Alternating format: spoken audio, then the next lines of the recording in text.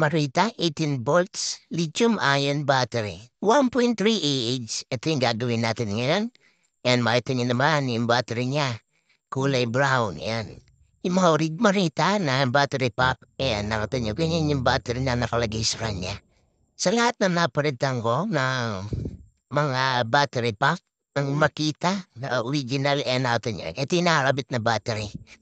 Siyempre, 1.3 Ah yan. Ito ipapalit natin. 2.6 Ah brand new battery, lithium-ion. Ayan. 5S yan. Kabit natin. Ito, ituturo ko step by step. Ayan. At ito ay kakabit natin. Brand new battery. 2.6 Ah. Ayan. Pagka interested kayo sa battery na to, 18650 PM lang kayo. Para malaman niyo kung kano yung price. At ito na ikakabit natin siyempre yung mga battery.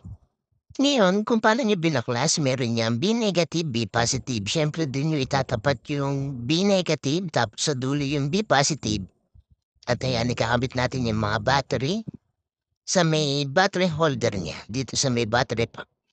At ayan, natin niyo naman, panakabit niyo na yung battery, ano pa ang gagawin natin dyan? Di siyempre, spot field na natin yan. Ito, natin niyo naman, brand new battery natin. Positive, negative, positive, negative. At ayan, nakita niyo naman, ito unahin natin yung negative. Ayan, spot field natin yung negative. At yung battery pack nga pala na ito na setup niya, 5S1P. Ayan, spot field natin dito sa may negative side ng battery niya. Ito yan, spot field natin.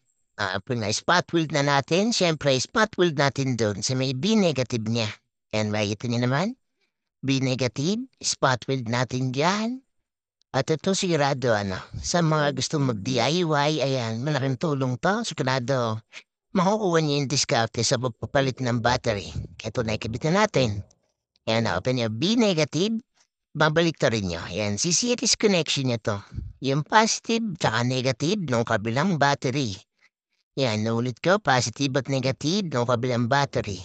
Ayan, ito na yung para sa B1 natin. Ayan, spot weld natin yan. Ngayon, maglalagay tayo pa ng isang wire dyan, papunta din sa B1. Makikita niyo yan sa BMS. B1 yan lang, tandaan niyo. O, tapos ito naman yung susunod. Positive, negative.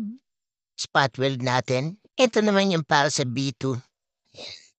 Makikita niyo yan sa BMS. May nakasulat dyan, B2. Siyempre, mag-jumper tayo dyan ng nigel pa ulit. Papunta din sa B2. Ayan, meron tayong B1, meron tayong B2. Tapos, babalik na rin natin. Ito na naman sa positive, negative ulit. Ito naman yung para sa B3 natin. Yan, makikita nyo rin ulit yan sa BMS. May naka-indicate dyan na B3. Yan, meron tayong B negative, B1, B2. Tapos, ito naman yung B3. Paglalagay lang ulit ng nickel dyan, papunta doon sa BMS. Ayan. At ito na, sa pabila ulit. Ayan, pagkabila natin, positive, negative ulit. Ayan, spot pull tayo.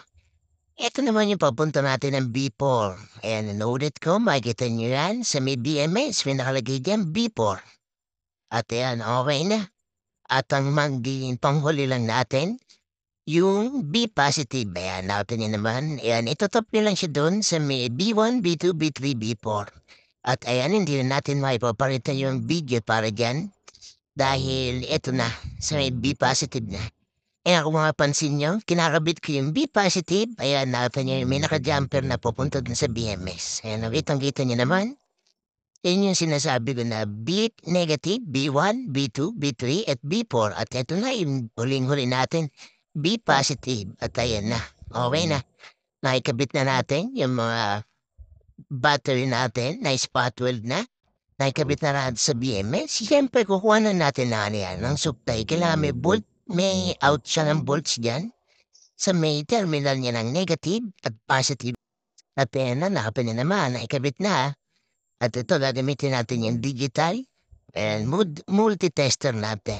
Ayan, nakapin nyo, 18 volts ang na-reading natin sa B negative at B positive na terminal. At ayan, ikakabit na natin sa face yung ginawa nating battery pack.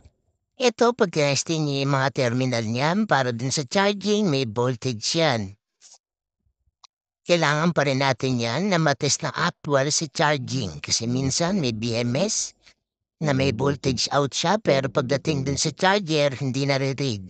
pagka gano'n, alam na natin yung kung nasira ng BMS ang papalitan natin dun. Pupuwede na nasira yung battery, nasira din yung BMS, pero dito sa Marita na 'to wala pa akong na-encounter na nasira yung BMS niya. At siyempre sasarado na natin 'to at okey na. Sa mga magtatanong ng location natin, Tangos, Baliwag, Bulacan, at kung may natutunan kayo dito sa mga ginawa natin na battery pack, puwede tayong mag-like and share ng ating mga video, maraming salamat po. At eto na, okey na yung ginawa natin na battery pack at isasarado na natin.